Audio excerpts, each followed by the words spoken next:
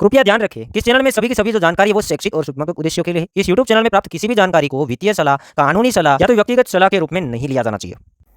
जय हिंद दोस्तों, आज की इस वीडियो के अंदर हम बिटकॉइन के बारे में बात करेंगे और लगातार क्रिप्टो करेंसी के लिए, अमेरिकन स्टॉक मार्केट के लिए काफ़ी सारी न्यूज़ आई है, उससे भी मैं कवर करूँगा।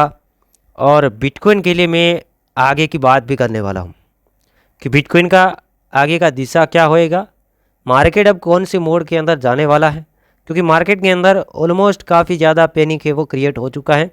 तो मैं कुछ चीज़ें शेयर करूँगा ताकि आपको क्लैरिटी आएगा। बिटकॉइन का प्राइस करंटली $83,100 के ऊपर ट्रेड कर रहा है।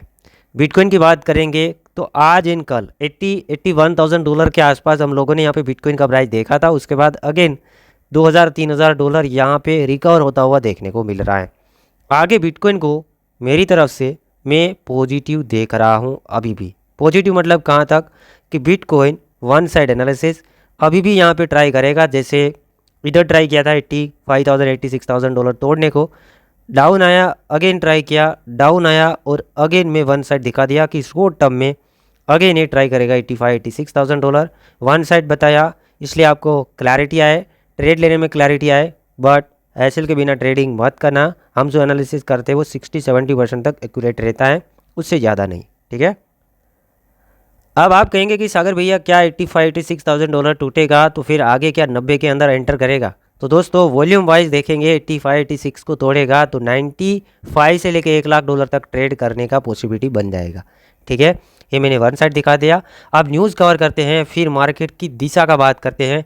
एक ऐसा चीज़ है जो हम हर बार क्लियर करते हैं, हर बार देखते हैं, वही चीज़ टेक्निकल है। बताऊंगा कि मार्केट कौन सा मोड पकड़ेगा। तो पहली न्यूज़ टेरिफ रिलेटेड ही आती है। प्रेसिडेंट ट्रम्प आज के दिन कहते हैं कि एवरी कंट्री को टेरिफ के लिए बात करनी चाहिए, मतलब टेरिफ के बारे में यहाँ पे बात आई है। और ये नेगेटिव बात है, एक दूसरी कंट्री या एक दूसरे कंट्री के ऊपर अगर टेरिफ लगाएंगे तो मार्केट के लिए थोड़ा पैनिक वाला माहौल रहेगा। Every country's called us. That's the beauty of what we do. We put ourselves in the driver's seat. If we would have asked some of these countries, most of these countries, to do us a favor, they would have said no. Now they'll do anything for us. But we have tariffs; they've been set, and it's going to make our country very rich. But are you open to deals with these countries if they're called? आगे हम बात करेंगे, China ने additional 34% tariff लगाने के बारे में सोचा है यूएस गुड्स के ऊपर। यूएस गुड्स के ऊपर चाइना ने एडिशनल 34% टेरिफ लगाने के बारे में सोचा है। आगे बात करेंगे तो आज के दिन अमेरिकन अनएम्प्लॉयमेंट रेट आता है, लोग जो एक्सपेक्ट कर रहे थे उससे भी ज़्यादा आया। ये कम्प्लीटली देखेंगे तो अमेरिका काफ़ी पैनिक क्रिएट करवा रहा है। ये डाटा का नेगेटिव आना, टेरिफ का लगाना, मार्केट का डाउन जाना, अमेरिकन स्टॉक मार्केट का टूटना बहुत ज़्यादा प्रॉब्लम क्रिएट कर रहा है। ठीक है, तो ये डाटा भी जो एक्सपेक्ट किया जा रहा था, अमेरिकन अनएम्प्लॉयमेंट रेट, वो भी नेगेटिव आया, तकरीबन 4.2% डाटा आया। ये नेगेटिव बात है। आगे हम बात करेंगे तो जेपी मॉर्गन ने भी ऐसा कह दिया कि 60% चांसेस हैं कि अमेरिका इस साल के अंदर रिसेशन देखेगा। रिसेशन देखेगा मतलब प्रॉब्लम वाली बात, महंगाई देखेगा। आगे हम बात करेंगे, प्रेसिडेंट ट्रंप का कहना है कि चाइना ये जो गेम खेल रहा है, एडिशनल जो 34% टैक्स लगाया ना, टेरिफ लगाया ना, ये जो गेम खेल रहा है ना वो गलत है, ये पैनिक हो चुका है, ये पैनिक हो चुका है, ऐसा भी यहाँ पे कहा है। आगे हम बात करेंगे कल के दिन और आज भी हम देखेंगे तो अमेरिकन स्टॉक मार्केट के अंदर से एक ही दिन के अंदर $1.5 ट्रिलियन वाइप्ड आउट हुआ है, क्योंकि इतनी बातें नेगेटिव होएगी।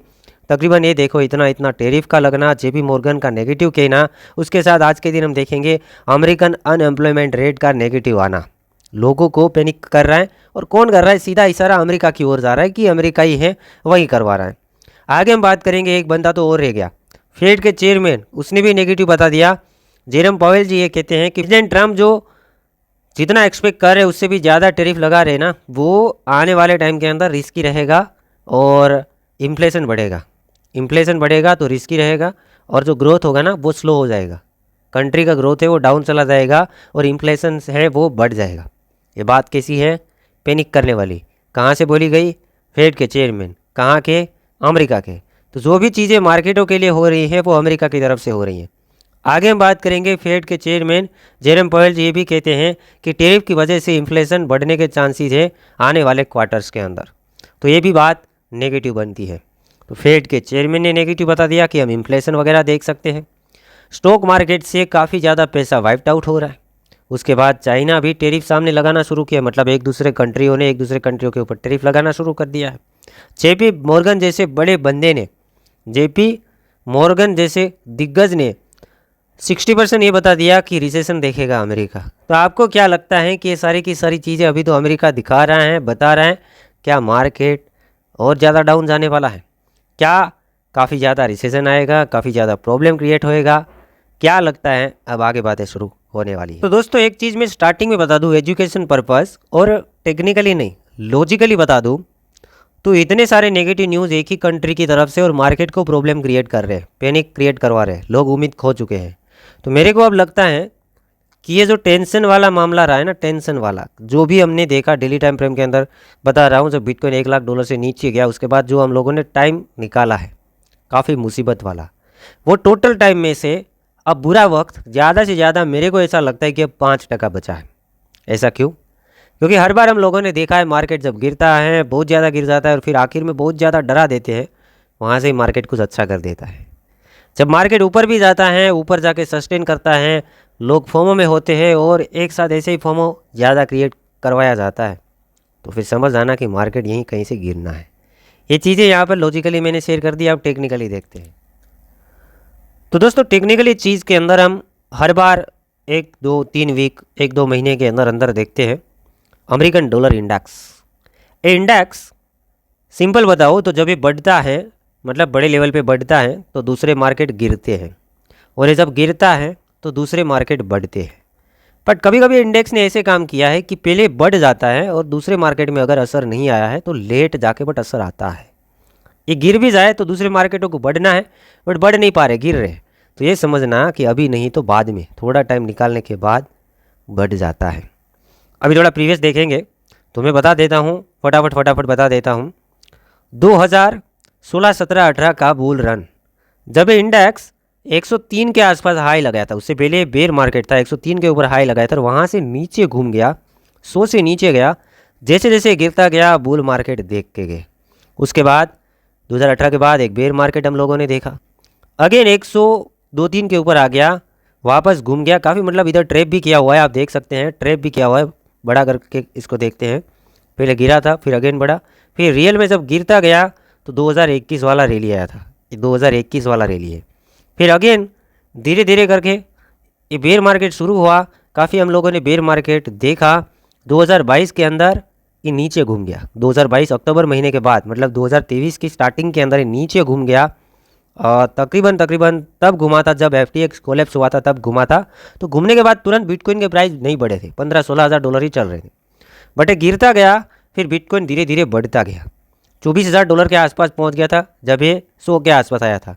फिर साइडवेज हो गया, ये साइडवेज ही रहा, बढ़ा तो थोड़े बहुत मार्केट गिरे, ये गिरा तो मार्केट ज़्यादा बढ़े, अगेन बढ़ा तो थोड़े बहुत बिटकॉइन के अंदर गिरावट आए, ये गिरा तो अगेन मार्केट बढ़ गए, ये बढ़ा तो मार्केट गिरे, ये गिरा तो मार्केट बढ़ गए। ऐसे करते करते ये टाइम था तकरीबन 102 के ऊपर आया था 2025 शुरुआती दौर के ऊपर, तब बिटकॉइन $1,09,000 के ऊपर था। वहाँ से बढ़ गया, हाईएस्ट पॉइंट 112, 110 के आसपास पहुँच गया, तब बिटकॉइन में गिरावट आया था $78,000-79,000। अभी का गिरावट, लास्ट गिरावट की बात कर रहा हूँ। उसके बाद एक गिर गया है, बट अभी तक मार्केट नहीं बढ़े है। अब समझ जाओ आप कि मार्केट को बढ़ना है कहाँ तक। जैसे इस जोन के अंदर था तब मार्केट तकरीबन $1,09,000 के आसपास था, तो एटलीस्ट अभी 1 लाख से तो ऊपर होने चाहिए, तो अभी नहीं तो बाद में। ऐसे इसलिए मैंने बता दिया ना बीच में कि बुरा वक्त अब आखिरी 5% रहा है। हम लोगों ने जो 2-3 महीना देखा ना, उसका 5% मैक्सिमम उतना मेरे को लगता है। उसके बाद मार्केट ठीक हो जाएगा, और जैसे हर बार 100 से नीचे गए हैं और बुल रैली का मज़ा लिए हैं अल्ट्स के अंदर भी, वैसे ही मेरे हिसाब से यहाँ से हो सकता है कि 102 से काट के नीचे आ जाए, तो फिर ये मज़े लेने हैं। ये मज़े वाला जोन जो कि हर बार हिस्ट्री में रहा है, तो इस बार भी रहे, मैं यही उम्मीद लगाऊंगा।